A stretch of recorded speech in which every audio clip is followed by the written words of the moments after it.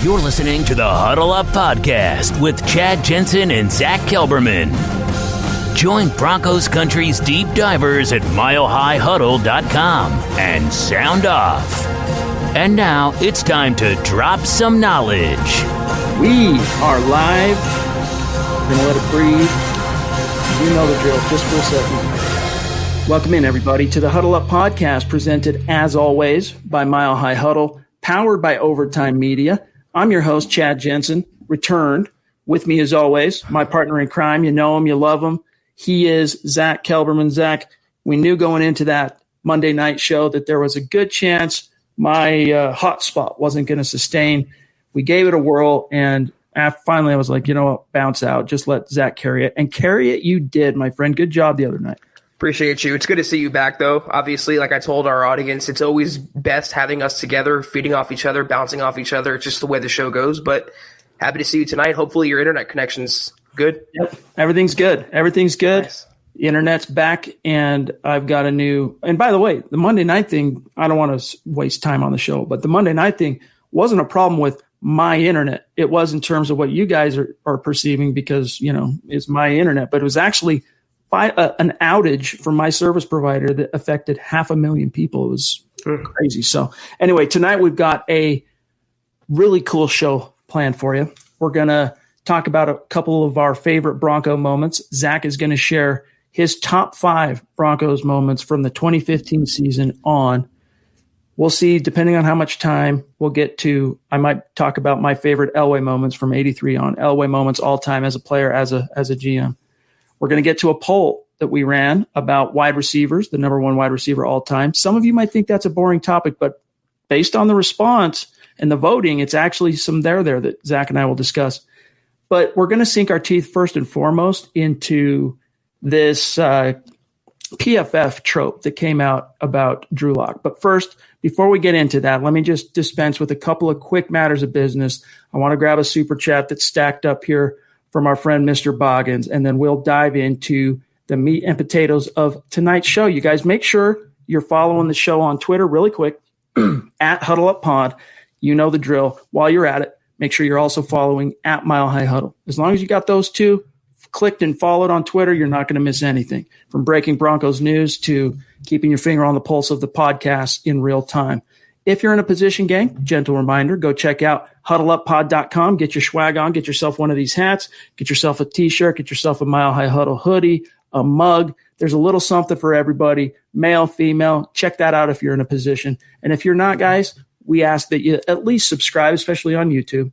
Like this video. And if you love what Zack and I are doing for you here tonight, make sure you share it out. This is the Overtime Podcast Network. All right, Zack. I know on Monday night, our plan was to talk about the ESPN redraft, and you talked about it. You did a good job.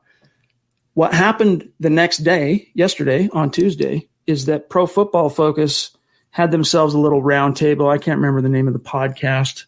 Forgive me, but I'll get to the quote here in just a minute, where they really kind of threw some shade at Drew Lock, very dismissive, and actually brought his mom into the discussion. Now, it's not as bad as it sounds, but it's still, if I'm Drew Lock, man, I'm fuming a little bit over that. And then today, Wednesday, Colin Cowherd, who has been one of the, I would say, the main national voice that is speaking optimistically or positively about Drew Lock, weighed in a kind of response to the critics of, like, PFF, who were kind of hating on Jeff Legwold, who made those picks in the ESPN redraft, and of course Locke himself with a bold prediction. So I want to get to that, but first things first, Zack, I want to just grab Mr. Boggins here. Yeah, jumps in with a generous super chat. Appreciate you, my friend, one of our superstars. He says Nick Wright tried to defend his 3-13 take on prediction on Cowherd's show. He gave 0 reasons, just that you'd have to be insane to think the Broncos will challenge the Chiefs or that Locke will be a potential MVP. This is true, and it was just brought to my attention. In fact, Zack, I don't know if you saw that clip, but it was just brought to my attention by Steve Baumgartner and Mr. Boggins almost exactly the same time. Right before we went live, I went and watched the clip. I would play it for you guys, but I only have a YouTube clip, and I don't know if there's some copyright issues there, so I'm not going to play the clip. But, Zack, first and foremost, PFF, now you covered the ESPN redraft just in case you guys missed it, Legwold picked you could only pick current NFL players, and at pick 15 for the Denver Broncos overall, Legwold picked Drew Lock. You covered that, but did you see PFF's negative kind of backlash to that the next day? I saw where they dragged his mom into the equation, saying even his mom wouldn't make that pick. And like I mentioned on the last show, that's what's best for Denver. It's not fantasy that Legwold made his selection. It was rooted in reality. And I think he missed the point of the exercise, perhaps. Maybe the whole goal was to take an established player. Matt Ryan was on the board. But like I covered, Chad, what other quarterback would you take who was on the board over Drew Lock? Sam Darnold, Jimmy Garoppolo? I wouldn't take them. I would have taken Drew Lock in that spot too. And he's the only guy drawing condemnation from this ridiculous redraft fluff piece. It's supposed to be a fun exercise, and the Broncos were the only team to draw criticism based on what? Because their own beat writer, who sees the team day in and day out, week in and week out, and has seen Drew Lock play, picked him at that spot. That's a franchise quarterback. That's the most important position in all of sports, not just the NFL. So what's the problem taking a young franchise quarterback at that spot? I still don't understand.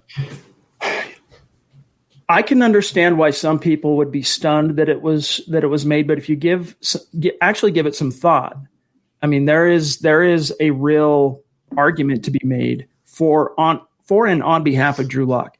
Cowherd today on Wednesday did a great job of laying that out, and I want to get to it here in just a minute.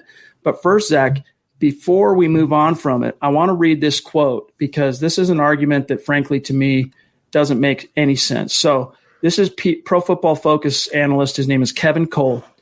This is a guy who didn't like Drew Lock in the draft.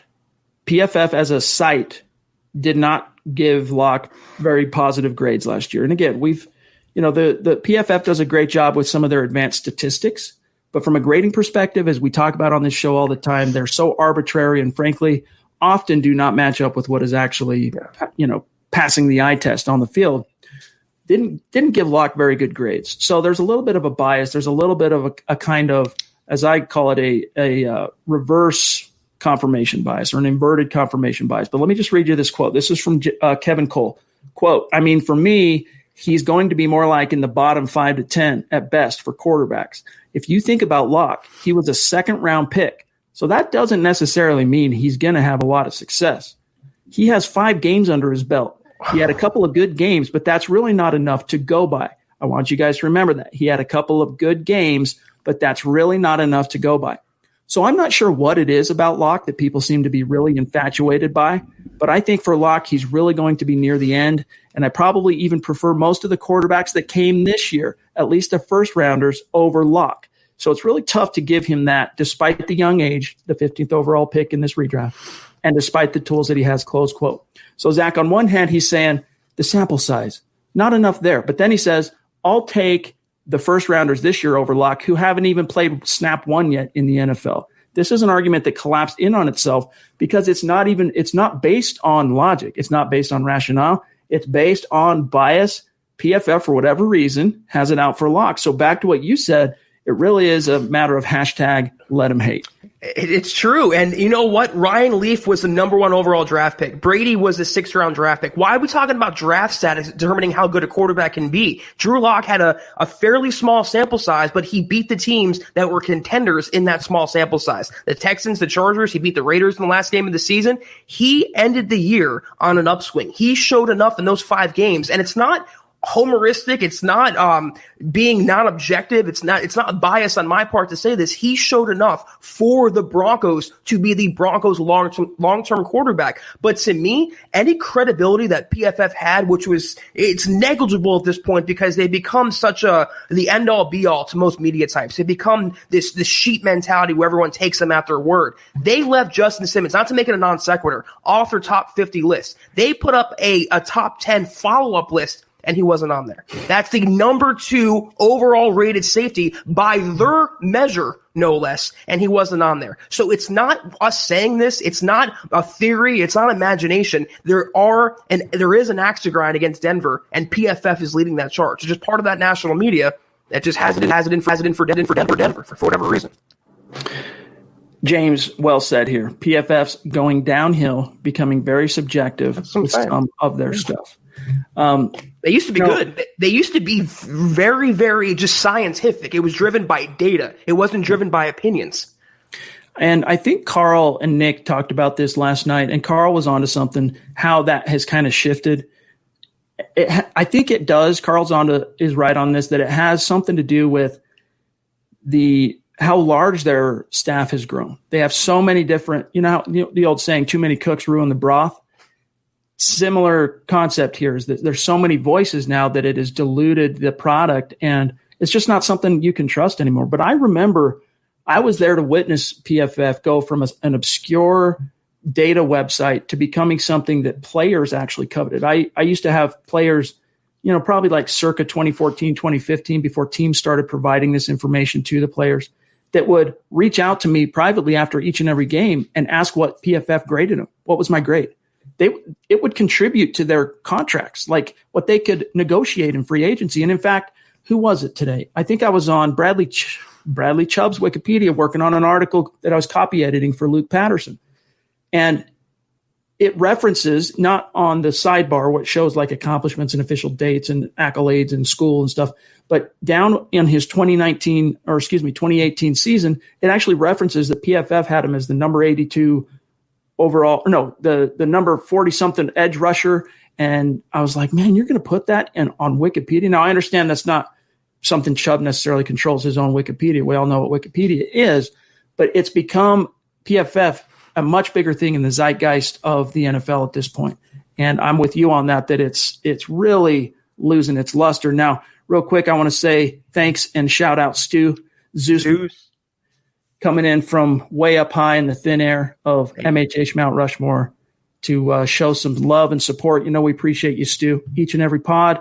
Actually, it's been a few pods since we saw Stu. I don't think Stu was on Monday night, right? So it's been a few nights. So it's good to see you, Stu. Welcome back, my friend. Hope all is well.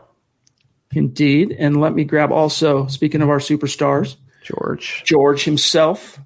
Appreciate that, super, my brother. It's good to see you in the stream. Good to be talking with you. All right, so we want to get to some 7K celebration tonight. Get your guys' thoughts on it. We got this poll we want to get to.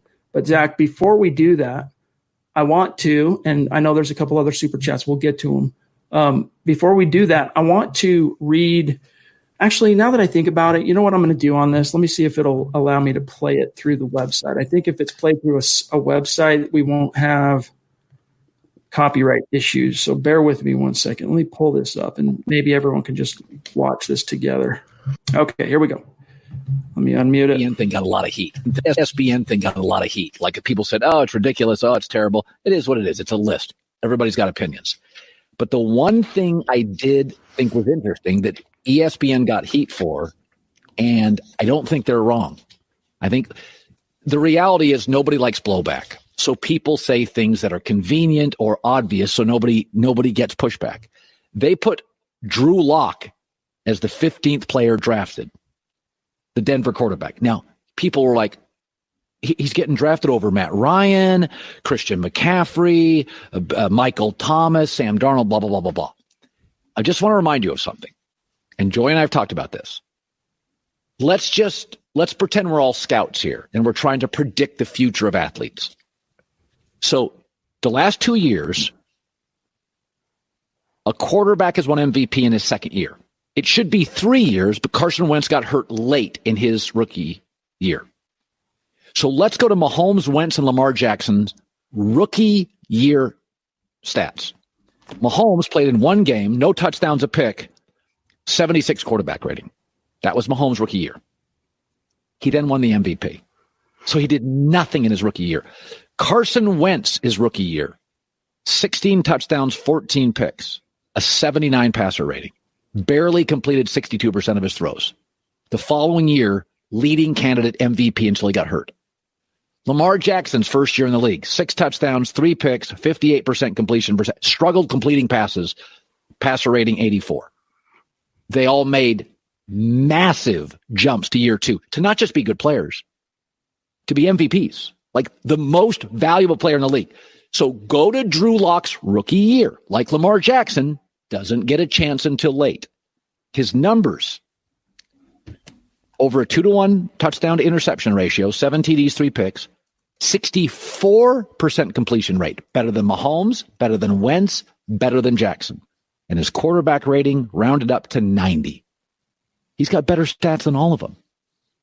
And Denver, because of smart drafting, has 2 good running backs, 3 excellent young receivers, and I believe a Pro Bowl potential tight end, and a defensive coach that keeps him in every game.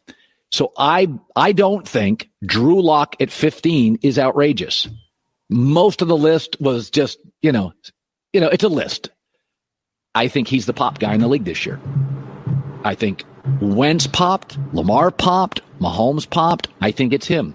I think he's a cagey, big arm.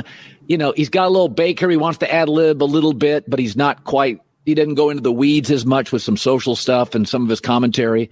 I think he's a huge talent. And that's why I've said this year, in the NFL, somebody's going to win a division, and we're going to be shocked. Don't be shocked if Denver beats Kansas City. I'm not saying Kansas City's plummeting. Little Super Bowl winning hangover. They go back to 11 wins. Denver wins 12. It's not crazy. I think Drew Lock's the next pop guy in this league. All right. Facts. So a little bit of a clip there, but Zach, how is Colin Cowherd just going crazy with the orange Kool-Aid? Does he need to back off a little bit, or do you think he's within the realm of the reasonable? I think he's 95% reasonable. The only thing that I kind of disagree is saying the Broncos are going to leapfrog Kansas City. I know he said it's possible, but that's still a tough task for any team in the league. And, especially so for a young team like the Broncos with Drew Lock going into his first season as a starter. I think they'll make the playoffs. I think they'll have a winning record, but to say they'll leapfrog them and win the West, that's a little too optimistic for me. They have to prove, and Drew Lock still has a lot to prove himself also. So I think he's dead on, though, and he's pushing back against his own national media types, his fellow writers, his fellow reporters, the blue check marks, the sheep out there, the groupthink that are all slamming Denver and bashing Denver for taking Drew Lock in a fun redraft exercise because he's the young franchise quarterback, and it can be the year of Drew Lock. He cited Mahomes. He cited Lamar Jackson. Why not Drew? Why? Because it's the Broncos, and that's what he's saying, and that's where I think he's mostly accurate. This is the Overtime Podcast Network. Does it guarantee that Drew Lock is going to be that next big-time second-year quarterback to take the league by storm? No. But at the same time, Zach, so many of those stars are aligning for him. Like, he's getting set up arguably with a supporting cast that could rival what Mahomes inherited in his second year in Kansas City. It could rival what Jackson ended up having, and even going back to Wentz in 2017. So he's still got to put it all together. There's no guarantees. We don't have a crystal ball. We can't exactly and perfectly predict the future, but getting back to, as Christy's bringing up here, and by the way, it's good to see you, KR, the queen of MHH, jumping in with a extremely generous super, as always. She says, Lock is a Bronco, so now the bias, no good, PFF. And Zach, Christy's awesome. First of all, by the way, Christy, you did a good job. Yeah, we rolled with the punches of a little technical glitch the other night, but you did great. So thanks, and we're looking forward to having you back on again sometime here in the near future. But, Zach, here's the thing. When it comes to bias, I mean, you see it all the time in our industry. We have colleagues, not necessarily opponents, but rivals and competition that, they'll have a really strong take. Maybe, especially you see it often in the draft, right? It's guys who make a bold prediction or have a really strong take about prospect X. And then prospect X goes on to kind of outkick that coverage, does better than what their prediction was for him. And at that point, you can kind of separate the hot take artists and the guys that have real character from the dudes that are actually, what's a good word to put it? Well, from the legit analysts. And that is that they can stand up and say, I was wrong. They either say, look, I was wrong on this guy, I'm eating my crow, or they double down. And in this case, you're seeing PFF double down, Zach. Though, if it was Baker Mayfield at 15, would they have the same rage and same criticism? If it was Sam Darnold at 15 for the Broncos, would they be all up in arms about this? I don't understand why Drew Lock him and only him is drawing this sort of criticism. Then Denver took him over it was national headlines based on a redraft that the Broncos in this fantasy exercise took their own quarterback who went 4-1 and they're building around this offseason. I love that Cowherd is sticking to his guns, that he's going against the grain, even though he will draw flack for that as well. He's sticking to his convictions. The one thing I don't like, Chad, is fraudulent people in any scenario, especially media types, sports reporters, sports writers. They hop on one bandwagon to another. They go with the popular sentiment. They follow the sheep mentality. He's going against the grain. He's sticking to his guns, and I respect that from Cowherd. Terry says, what did Mahomes and Jackson do in their rookie season? I don't have their stats pulled up right in front of me, but I'll just read to you from that quote from Cowherd. For Jackson, So Carson Wentz, rookie year, 16 touchdowns, 14 picks, 79 passer rating, completed 62% of his throws. Lamar Jackson, rookie year, 6 TDs, 3 picks, didn't even complete 60%. He was at 58, passer rating of 84. Mahomes, let's see. He only had that one start, and it was against the Broncos, vanquishing Paxton Lynch. No TDs, an interception, 76 quarterback rating. So Locke on all fronts vanquishes those guys. Now, that's no guarantee that, it's going to mean that he's going to follow the exact same kind of trajectory as they did in year 2. But that's what I mean by when people say try to dismiss Locke because of the sample size argument. It's not like we didn't learn anything about Drew Lock in those 5 games. We learned a lot. And I think you can tell just by the way the organization in Denver attacked the 2020 offseason. They're telling you very clearly that what they saw both on the field and behind the scenes, the way he lit up the locker room, I got to remind people here, the Broncos had won 3 games by the time they got to week 13, 3 games. And so you can say on one hand, no, it wasn't all Locke, that, you can't just give Locke all the credit for the Broncos finishing 4-1 last season. And yeah, you can't give him all the credit, but you do have to give him credit for the fact that he not only matched those 3 wins, he got 1 extra in 5 games. So this is a guy that I think is very much out to prove himself, that fall into the second round. And, the ignominy of sitting in the green room, Zach, and then not getting picked, the Aaron Rodgers treatment, but worse, having to go home to the hotel room on draft night and then just saying, screw it, I'm not coming back. And he finally got picked, and he still didn't come back. He eventually came back for a photo op with fans and whatnot, but he did not come back to the green room. So he's got a chip on his shoulder, and I think that's part of what fueled him last year, Zach, why we saw that quantum leap from the 3rd preseason game. Yeah. Exiled for 11 weeks, week 13 on. I do give him actually the bulk of the credit. You could talk about the defense was starting to play a little better toward the end of the year. Von Miller was starting to be more Von-like. But this is the same team that Drew Lock played with. It was the same offense, Chad, that Flacco had, that Brandon Allen had. They couldn't get it done. Drew Lock comes in cold, off injured list, out of the picture for a while. He leads them to upset wins over Houston, over the Chargers. He beat the Raiders. He came back from adversity after losing to the Chiefs. He is the reason the Broncos went 4-1. And QB wins, to me, is most important over anything else, Chad. I don't care about statistics. I care about wins. You talk about Nick Foles, for example, when he took over for Carson Wentz. Why do you think he got a huge contract from the Jacksonville Jaguars? Because he won in the postseason. He's a winner. He got it done at the proper time. Same with Drew Lock. Small sample size, lot to prove, but he did go 4-1 from what we saw him. And him not playing that much wasn't his fault. I don't know why it's being held against him because he didn't play that much as a rookie. Now in the second season, the Broncos have done everything they can. Every move they've made this offseason has been tailored around Locke, building around their young franchise quarterback. Again, I don't see the hate. He went 4-1. He showed enough as a franchise quarterback. He lit the team up, like you said, on the field, off the field. He made everyone around him better, from the 3rd string running back to the 4th string wide receiver. Why the criticism? Because it's the Denver Broncos, and I'll never understand that. Because it's the Denver Broncos, and because people had really strong takes on Locke, and they felt like they were safe with their take because he didn't get picked in the 1st round. And so that they could kind of hide behind that, if you will, Zach. As you know, in safety, he ended up going in the 2nd round. He's going to be behind Joe Flacco. Then he injures his thumb. Nobody expected him to do what he did in those final 5 games even his biggest supporters, did they expect to see that big of a leap from him? And so now they're basically scrambling, and they painted themselves into a corner. And, it's actually pretty transparent. Now, I can understand how some people could gripe about, some of the players and quarterbacks and whatnot that Legwold omitted or passed over to take Locke there. But like the guy said on last night's show, if anyone knows Locke right now at this point, it's Legwold, who's former Pro Football Writers of America president, longtime Denver beat writer, a bona fide insider at Dove Valley. He knows the score. He knows the lay of the land. He knows what's going on with Drew Lock, and he's a believer. By the way, BNS jumping in, $2 super. Really appreciate you, my friend.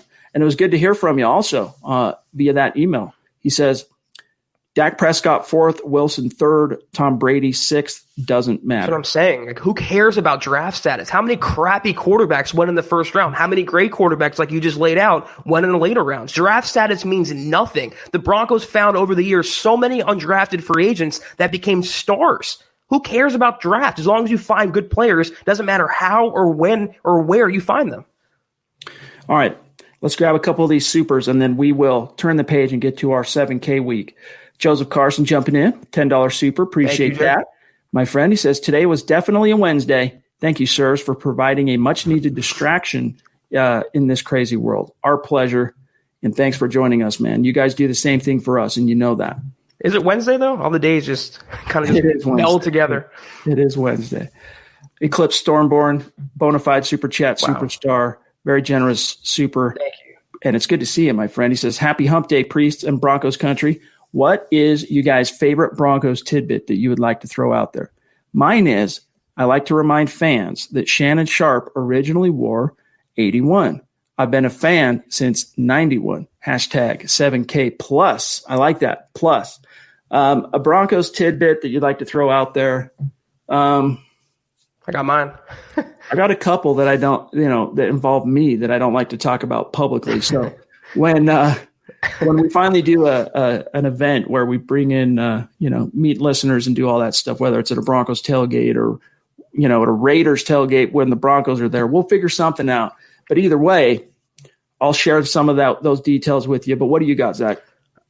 If I'm reading the question correctly, I think the fact that Jerry Rice was a Bronco, I think that went unnoticed by a lot of people. It was very temporary, and it was kind of at the tail end of his career, but that's a good trivia tidbit that I think some fans, at least NFL fans, aren't aware of. As far as like trivia tidbits, that's what I thought the question meant. I don't know. Yeah, and I don't really have anything off the top of my head, but I'll tell you that the first football memory that I have was the Super Bowl. Well, which number was it? Well, it was the Broncos-Redskins Super Bowl where the Broncos got out to a little bit of a lead. So it was in January of 88, might have been February of 88 is when it took place off the 87 season. A little bit of a lead, and then all of a sudden Doug Williams and company came storming back. That was my first memory of football, and it happened to be the Super Bowl, being at a party and, everybody watching it, and that kind of started this whole crazy thing that basically eventually became Mile High Huddle. And Mike Evans jumping in, $10 super. Thank you, Mike. Good to see you as always, my friend. All chips in the middle of the table for Drew Lock. No, not looking back. Hey, man, that's what Elway's doing right now. He has sold out. All the chips are down. And I like your verbiage there, Mike. All the chips are down.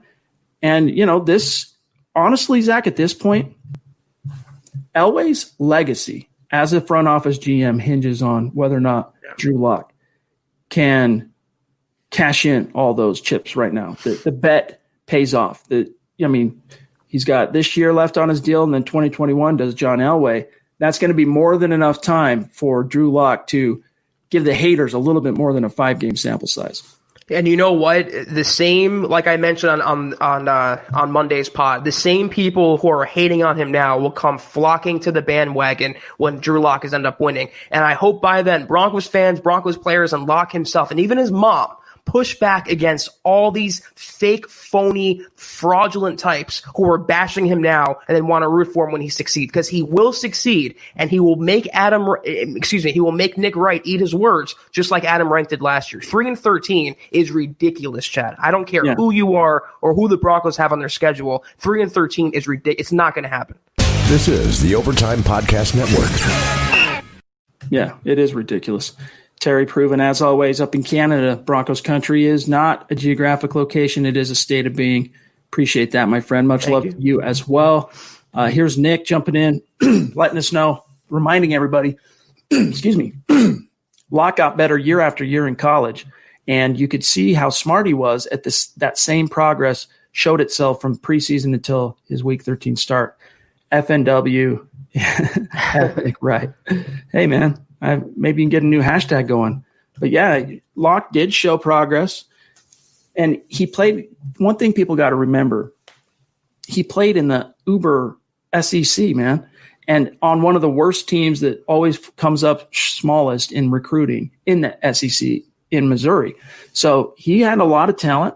I mean, look at John Elway. Not a lot of quarterbacks that actually go on to accomplish big things in the NFL achieve big things on a team perspective in college. There are exceptions, but most of them didn't. I mean, what did Russell Wilson accomplish in college from a team perspective? Yeah. Nothing. What did John Elway accomplish at Stanford? Not really much to write home about. There was a few big wins in a Rose Bowl, but not a lot to write home about. So equating whether or not a quarterback – now, it's always a positive if that quarterback comes from a winning program. It's always a positive if you can be a guy like Tua who's won the national championship. That's always a nice arrow to have in your quiver if you're a quarterback entering the NFL. But more often than not, Zach, those quarterbacks that are on those big-time winning teams, at the college level at least, it's more often a result of the team just being stacked across the board than it is the elite quarterback. And Joe Burrow might be another exception to that, and eventually Trevor Lawrence as well. But it's not necessarily a marker for success in the NFL. And Drew Lock, I think, exemplifies that coming from Missouri. Yeah, I fully agree with that. In college, it's a whole different animal because the schedule is staggered. You face a lot of crappy teams if you're a powerhouse team. You can have stars all over the team on offense and defense. But about Drew Lock in the NFL, what did he have in terms of his deck that he got handed last year, Chad? He had a pretty subpar offensive line. He had Elijah Wilkins starting at tackle. He had Ronald Leary in and out of the line. I mean, he had at receiver Cortland Sutton and then just a bunch of Jags for the most part. He had Phillip Lindsay and Royce Freeman. Now look at the talent surrounding him. They've got better at every level on offense. Why would you not think he's going to take an even bigger step forward? I'm not saying he's going to be MVP. Not saying they're going to win a title with Drew Lock. But to say 3-13 or say, why did you pick him at 15? Why he doesn't deserve this? Yes, he does. He's a young franchise quarterback who, again, went 4-1 with every single factor working against the guy, including also a crappy offensive coordinator who they fired right after the season. A first-time rookie offensive coordinator to boot. Well said, my friend. All right, let's get to some 7K celebrations here. I know there's a couple other supers stacked up. We're going to get to them, I promise you.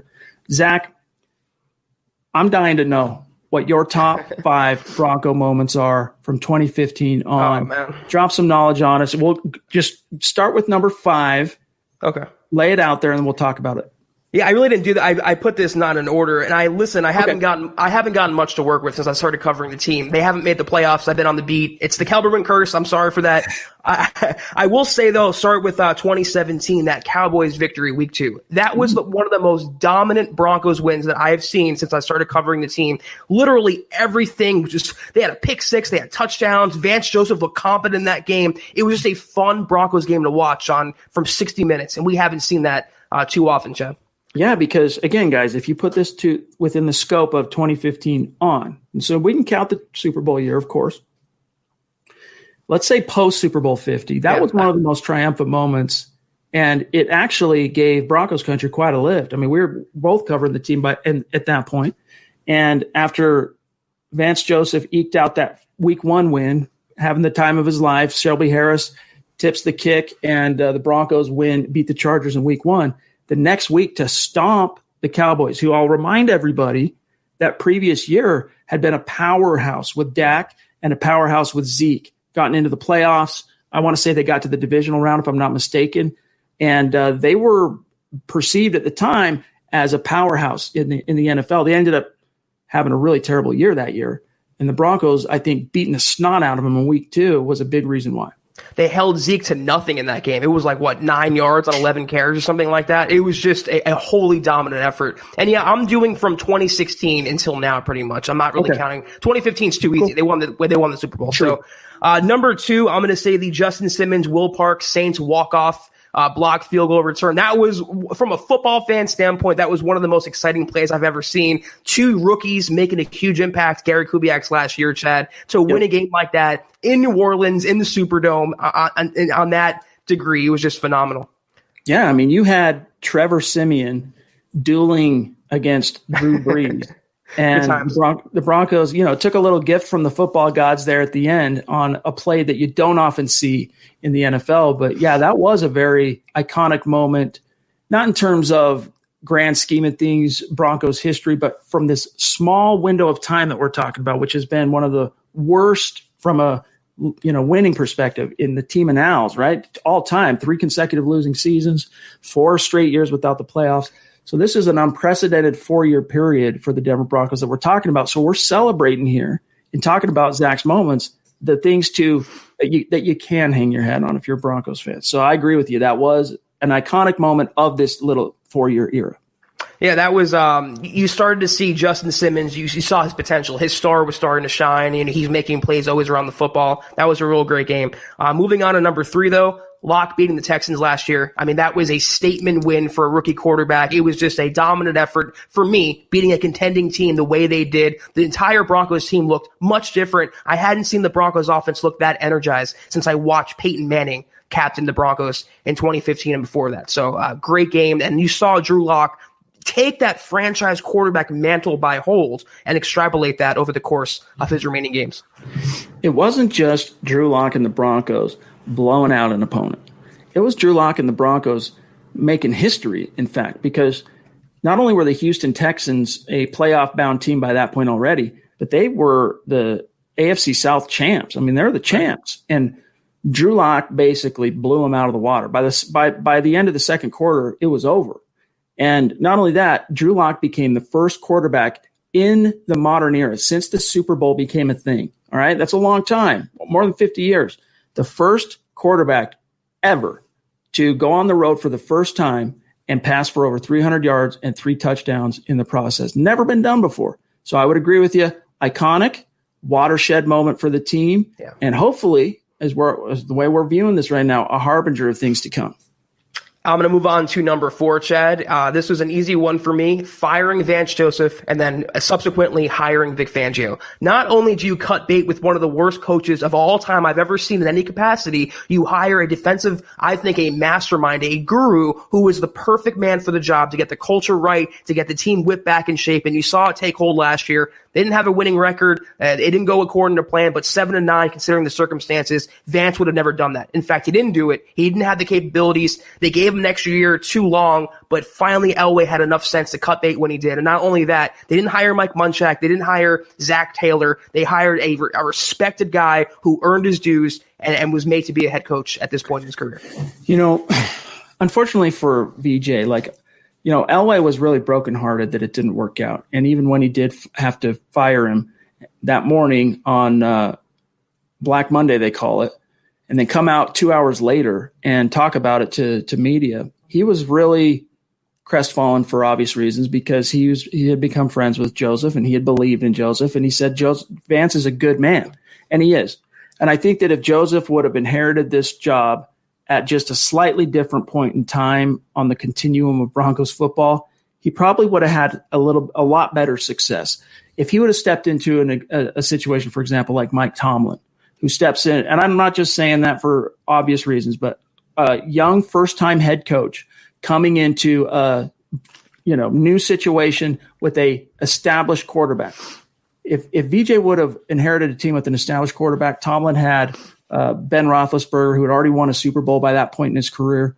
If VJ would have, but asking VJ to not only preside over a very young team 2 years removed from a Super Bowl, but to develop a young quarterback as a defensive guy. I know he used to play quarterback at CU, but still, that's just wasn't his forte. So in a lot of ways, the deck was stacked against VJ from it working out. But I'm with you. When that time came to rip that Band-Aid off, it had to be done. And I'll give you credit, Zach. You were one of the first that I can think of in the Broncos blogosphere and in the media landscape in Denver, pointing to Vic Fangio as a candidate before he even landed as an interviewee for the Denver Broncos, and that news even broke. You were talking about Vic Fangio, and we had that article. This was back when Mile High Huddle was on 24/7 Sports.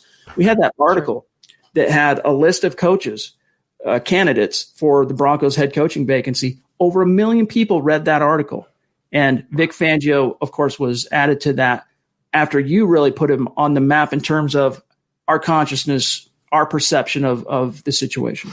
Yeah, I mean, he's just a guy who I followed throughout his career in San Francisco and then Chicago. He's a tough-nosed, old-school guy who was just what the Broncos needed. They were way too lax under Vance Joseph. And to your point, Chad, some guys just aren't made to be head coaches. I mean, look at Josh McDaniels. You can name a billion coaches. And even, I would say, Vance is not even cut out to be a coordinator. He's going to be the reason the Cardinals will make the playoffs this year. I'm just so happy they finally cut that Band-Aid off, like you said, and replaced and covered that wound, not with Neosporin, but with stitches. They covered that wound the way they should have done with a hard-nosed guy who can come in and light the team and get them back on the right track.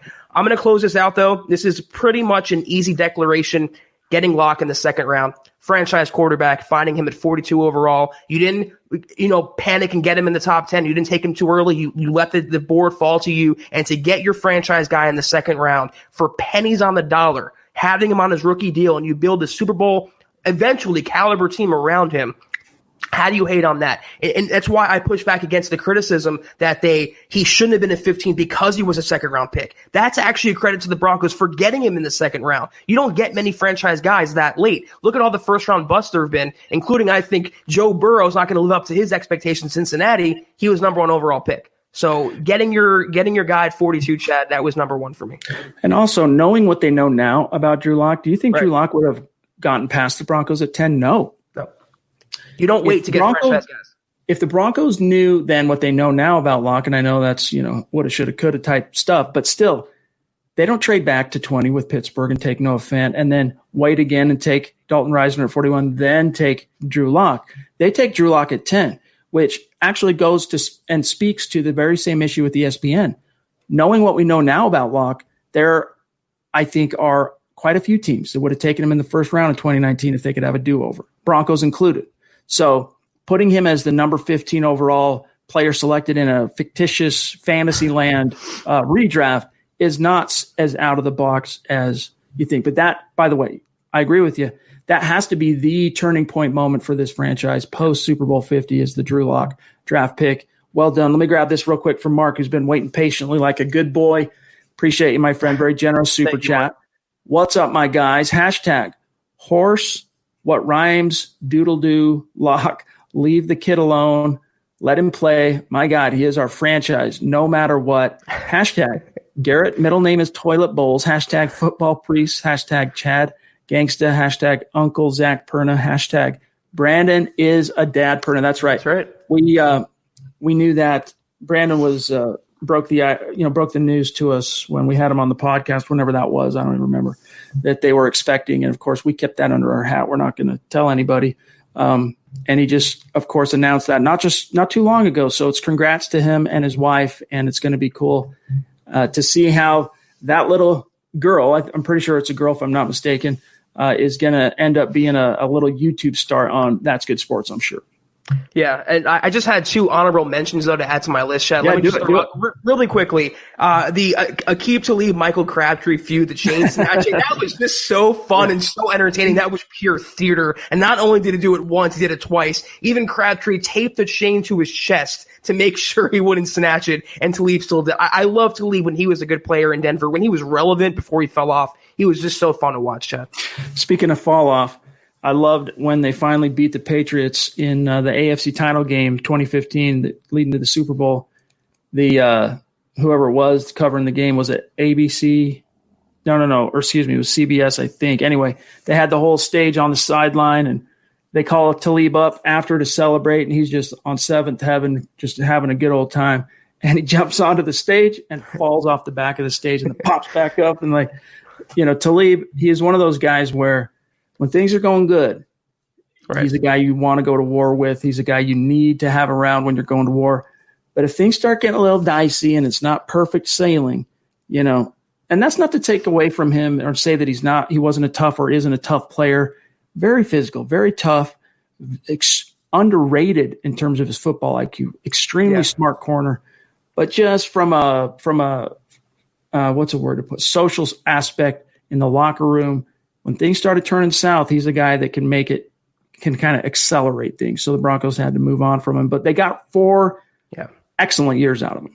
They did, yeah. And my second one real quick was the Steelers' victory where Will Parks met at the goal line, forced the fumble.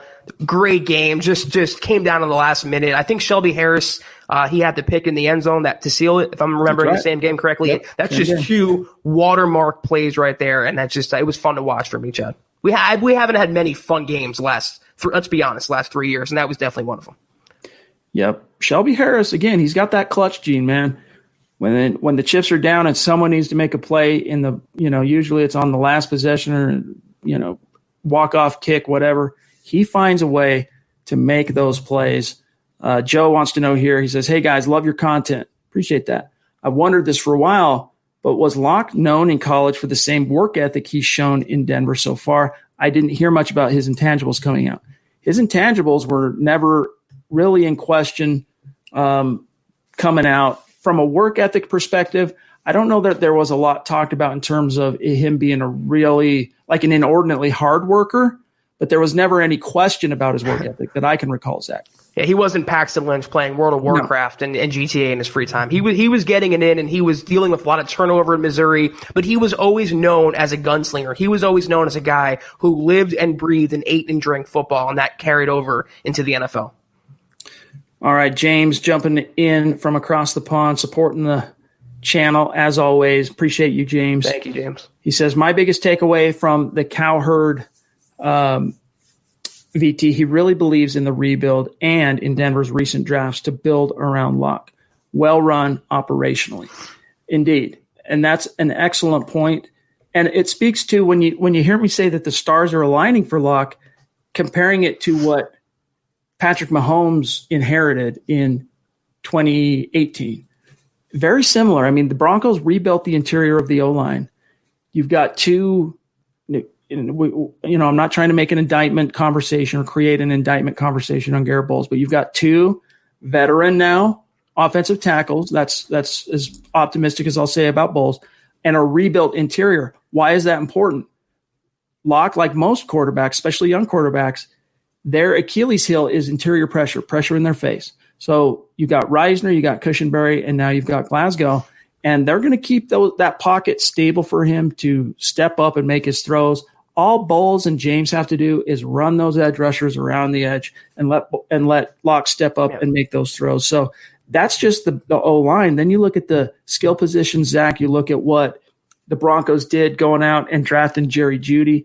Still, I think to this point, it's almost underrated. People still don't realize how awesome Jerry Jeudy is and what he's going to do. Like, we love Cortland Sutton. We think Cortland Sutton's a phenomenal player. We talked about it just 3 podcasts ago, how special Sutton is. But it would not surprise me if it ends up being Jerry Jeudy as Batman and Sutton as Robin. Seriously. Might take a year or 2 to get there, but Jerry Jeudy is an immensely talented player. KJ Hamler, not only is he an explosive and just a human joystick, a legit one, but between the ears, he's got it.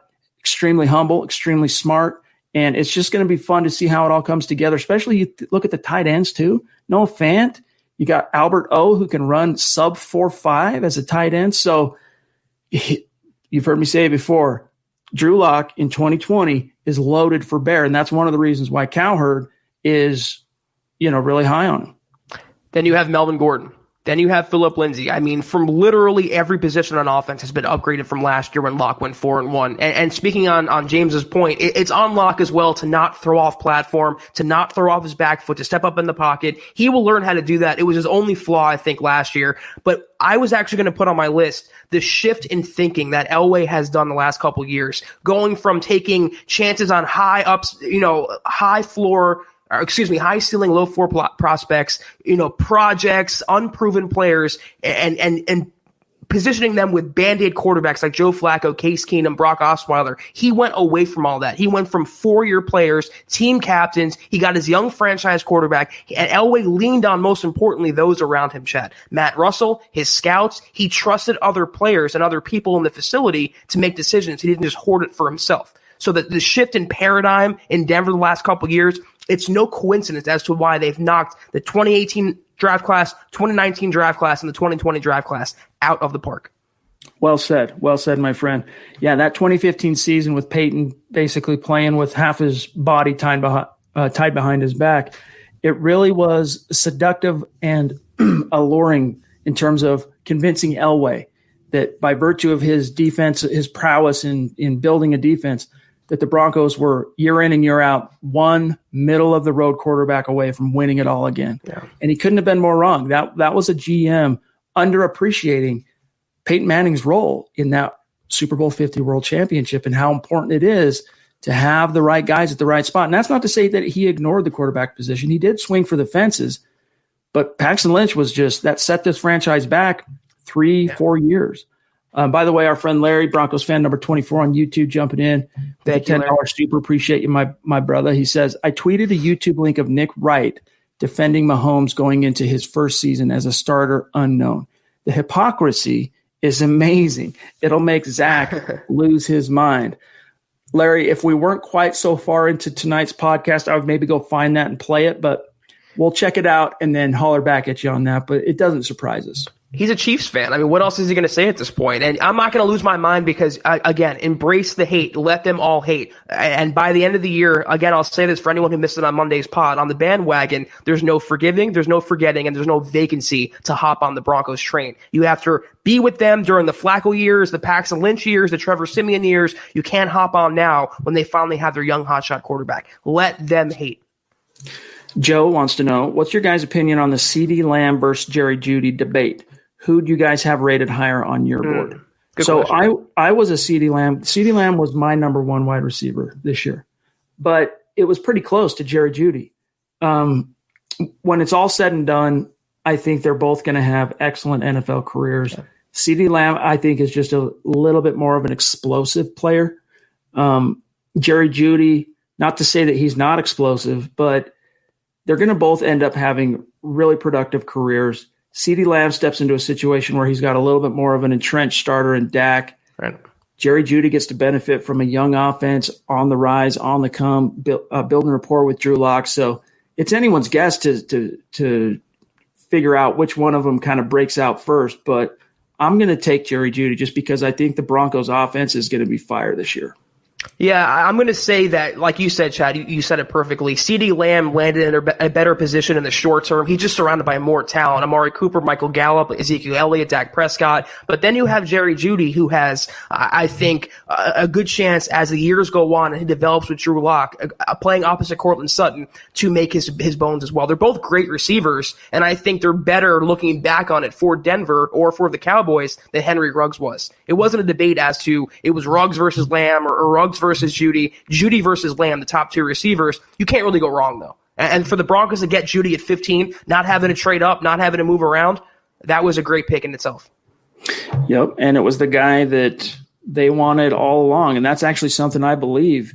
Not often do I believe something that teams say about their draft picks and their draft plans and what they had, in the cards and whatnot. But in the case of Jerry Jeudy, that was the guy they had their heart set on, and the board fell basically perfectly for them to get him.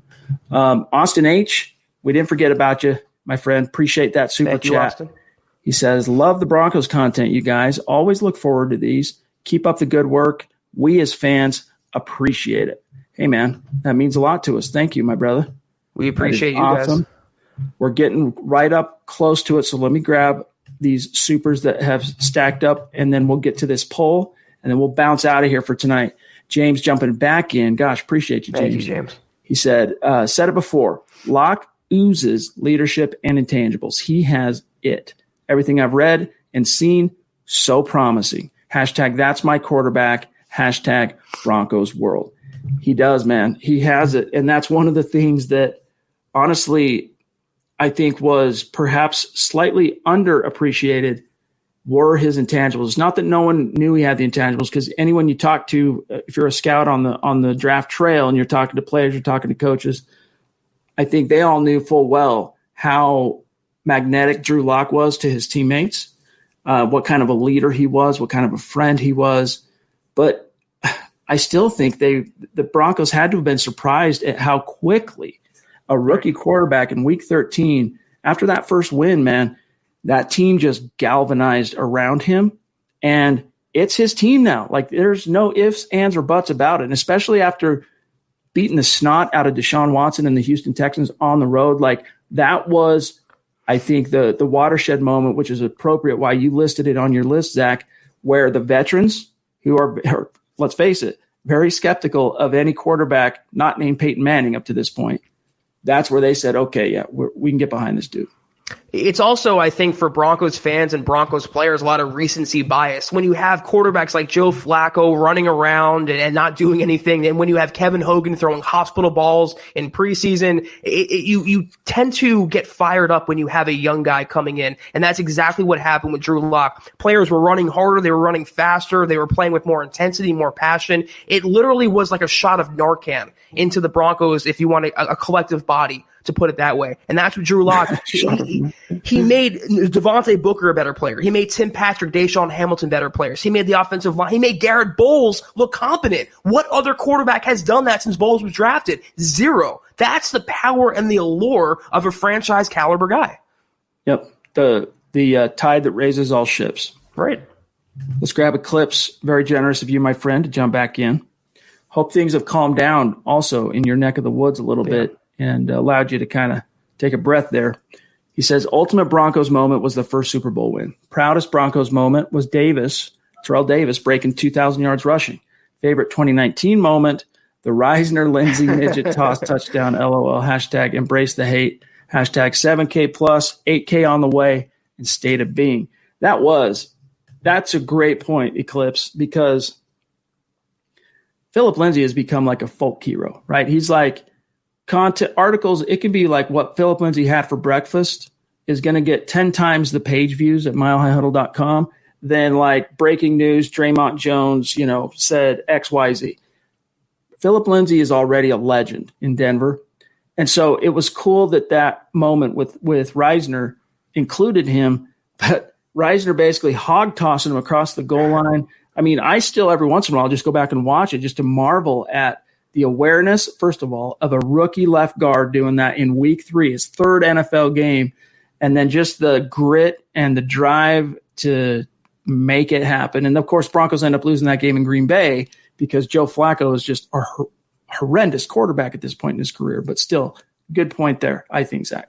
And yet, most fans are now content with Philip Lindsay playing for a pittance this season. They don't want to pay the guy. They don't want him to get his contract. It's just amazing how he went from being, like you said, a folk hero and a legend, a Pro Bowler, a 2-time 1,000-yard rusher, and then came Melvin Gordon, not to make it a Melvin Gordon conversation, and he's just chopped liver now. So hopefully he gets back to that status in 2020.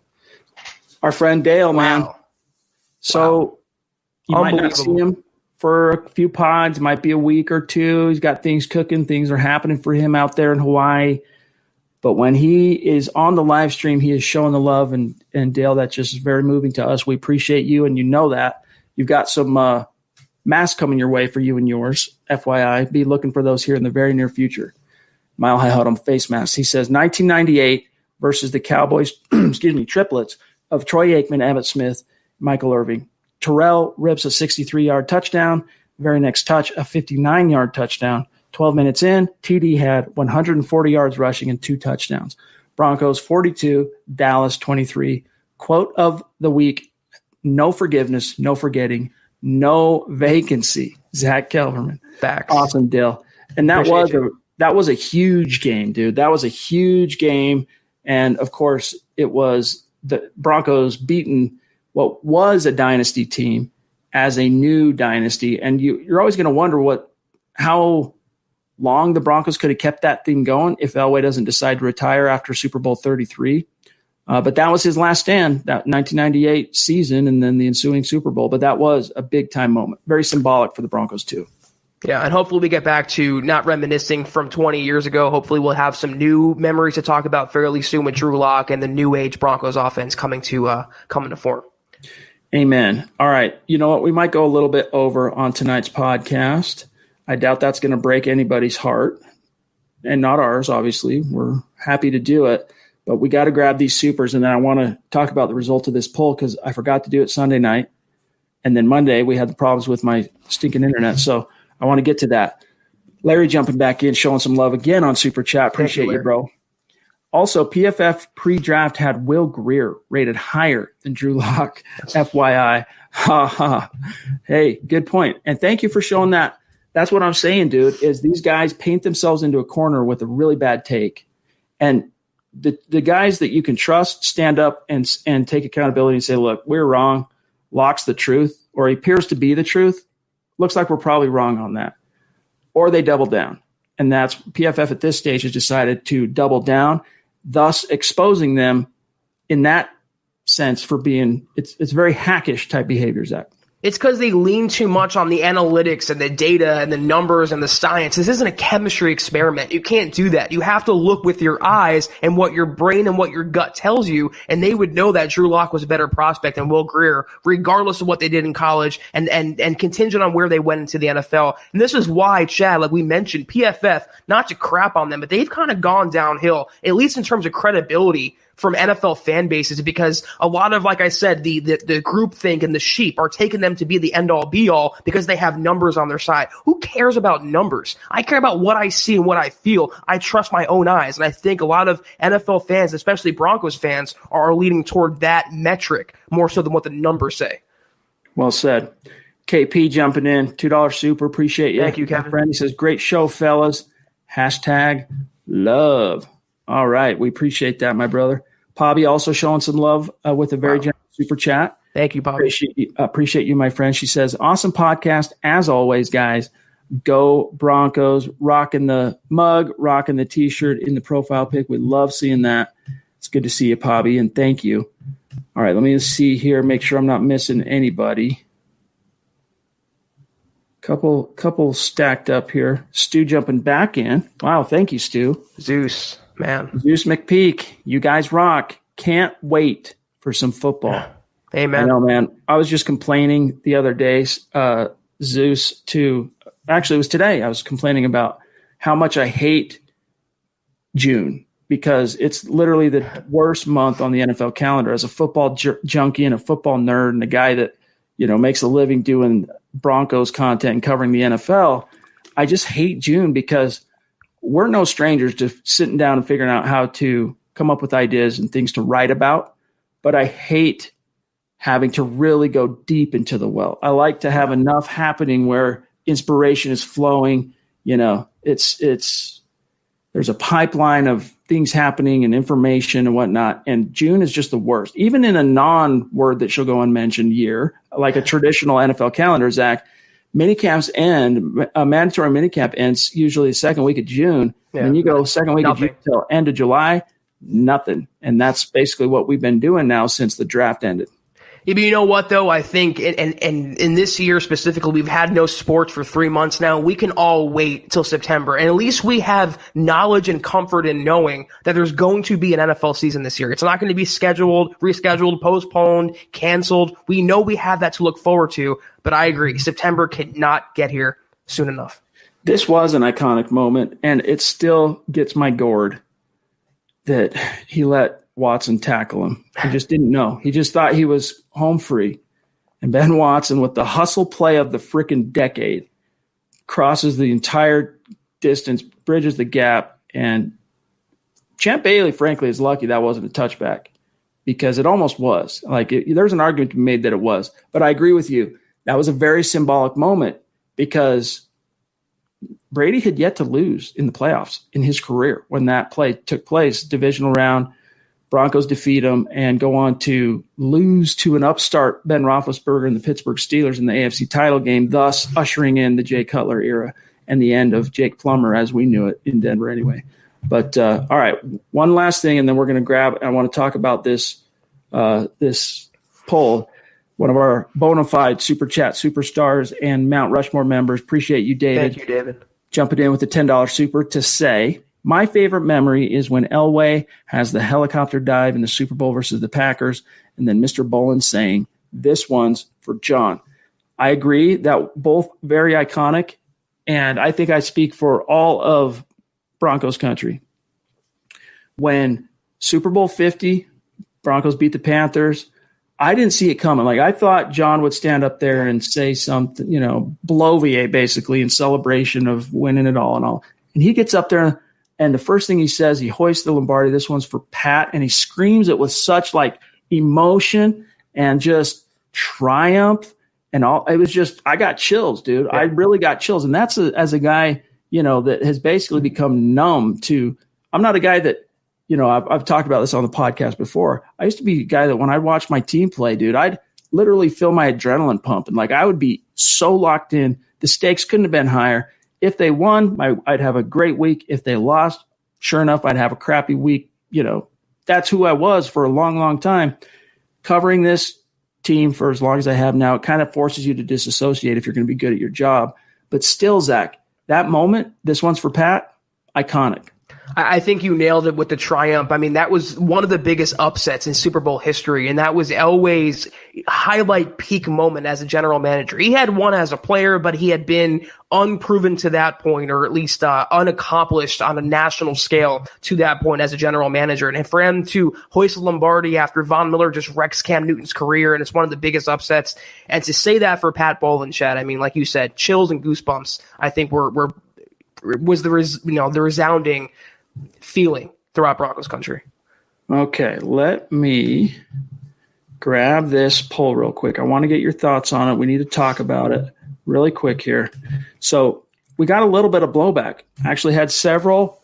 Hopefully you guys can see this. I know most of you, a lot of you anyway, voted on this, but I had some members of the community reach out and say, dude, that is the dumbest question you could have asked in a poll. This is like a no-brainer.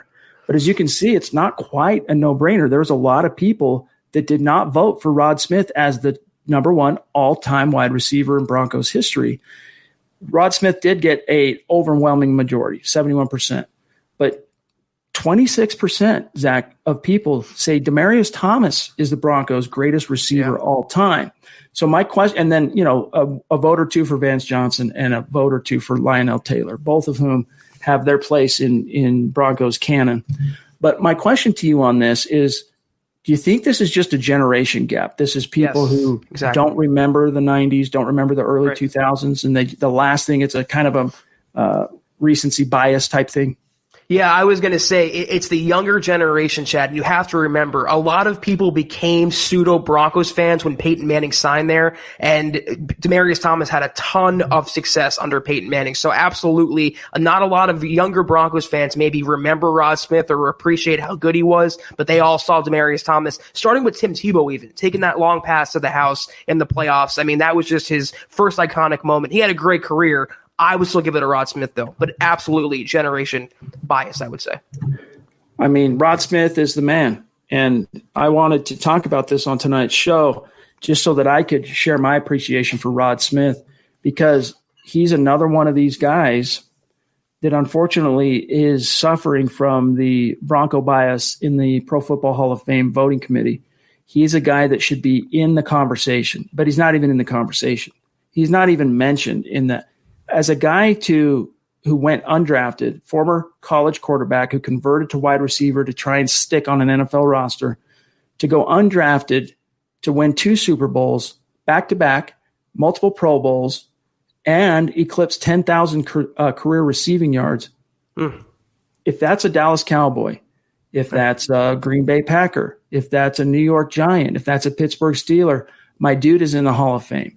And Rod Smith as well, what's really cool about him, to just add to the whole, I guess, resume, is that he continues to make himself available to the Broncos and impact Broncos football to this day. He hasn't played since whatever it was. I think 2006 was his last year, if I'm not mistaken. But he comes in, and anytime the Broncos need him, he comes in and he'll talk to wide receivers. He'll coach wide receivers up. He'll speak in team meetings, rally the troops, so to speak. He's been making himself even more available, kind of like Steve Atwater in terms of Broncos team site, digital media. And he's just an overall guy that, I would want to see like NFL Network, for example, make a show like they did for a while there called The Missing Rings, remember? And is basically they had America's game for each year's world champion. And then they even had a series of teams who should have won it all, but for whatever reason didn't. And I would like to see them have a feature of guys who deserve Hall of Fame recognition but aren't getting it as a means to not only celebrate what they did as players, but also to maybe build up a little momentum for them in the court of public opinion. And Rod Smith could use that. I have hope that Rod Smith will eventually get some Hall of Fame consideration. I'm hoping that Steve Atwater and Pat Bowlen, their inductions kind of broke the seal and kind of, shifted the Broncos bias away from Canton, but we'll have to see. But we all know, every Broncos fan who's worth their salt knows how good Rod Smith was to this organization. And like you said, Chad, he's still making an impact by coaching the younger players, commenting on the younger players, putting himself in the public eye. Great guy, great player. It's a shame he's not in, he doesn't have a bust. David jumping back in. Appreciate you. He says Ed McCaffrey should also be in the conversation. And Ed has one of my all-time most iconic moments, that not blindside, but that block in Super Bowl 32 when it's put on slow motion. You see him as the dude's literally fallen on his back, blown off the ball, and Ed's putting his finger right in his face like as he's falling, dude. Yeah, Ed McCaffrey is the man, of course, father of Christian McCaffrey as well. All right, there's one last thing I wanted to get to here from Kenneth Booker, and then we'll get out of here for tonight. Is there any Bronco in the past you had really high hopes for but didn't end up panning out? I have Bobby Humphrey from the 89 class. Yeah, Bobby Humphrey blew the doors down as a rookie at least, 1,000-yard rusher, and then he kind of disappeared and got eventually supplanted by Gaston Green and who was it, Rod Bernstein. Gaston Green, another guy that kind of came out of nowhere to do a lot for the Broncos pre-Shanahan, 1,000-yard rusher pre-Shanahan. I would say, though, Kenneth, to answer your question, Mike Kroll, I want to say 91 first-round pick, high pick too, had a great rookie year like Bobby Humphrey and then disappeared.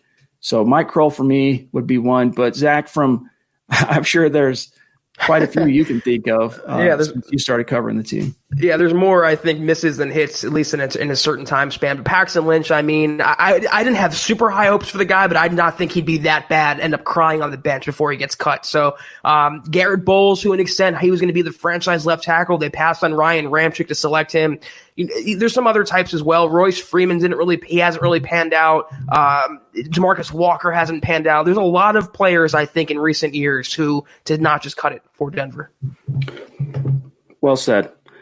Last one here, guys, and then we got to get out of here. From Discount Audio and Wills, D.A. Dub, very generous super. It's good to see you, my friend. He says, what's up, fellas? Finally got a chance to catch you guys live. Been super busy, but wanted to continue my support whenever I can, fellas. That means a lot. Appreciate you. How's the store doing, by the way? Let us know before we X on out of here for tonight. Hope the store's rocking and rolling, the brick and mortar, and that things are moving along for you, my friends. Good to see you, and thank you for the super. All right, guys, we got to get out of here for tonight. Thank you for joining us. We're about 13 minutes over, but it felt like we've been on talking here for 10 minutes. It just flies by. But thank you for joining us, guys. Make sure you are following the podcast on Twitter at HuddleUpPod. While you're at it, at Mile High Huddle. As you can see here, you can find my partner, Zack Kelberman, at Kelberman NFL on Twitter, and myself at Chad and Jensen. Stay tuned because tomorrow night is the Mile High Mailbag. So if we didn't get to a comment, if we didn't get to a question tonight, save it. We'll get to it tomorrow. I promise you that. And Derek Lynch jumping in real quick on the way out. Really appreciate that. Never been so hungry for football. You guys are impressively intelligent with football. I learn something new every single show. Zach, you killed the solo show. Hashtag football IQ. Very kind. It means a lot. Thank you, Derek. Very really cool of you to say. All right, guys. And Ryan, whoop, there's Christy. There's the queen. Later. Where'd he go? I want to just, because we don't often shout out our Periscope guys. Good to see you, my friend. Appreciate the love and support. Guys, we're out of here for tonight. We'll be back tomorrow, same time, 6 p.m. Mountain, 8 p.m. Eastern for the Mile High Mailbag. See you then. Zach, have a good night, my brother. You as well. Everyone else out there, have a good night. We'll see you guys tomorrow for the mailbag. Mile High salute to our Super Chat superstars. For Zack Kelberman, I'm Chad Jensen. We will. You've been listening to the Huddle Up Podcast. Join Broncos Country's deep divers at milehighhuddle.com to keep the conversation going.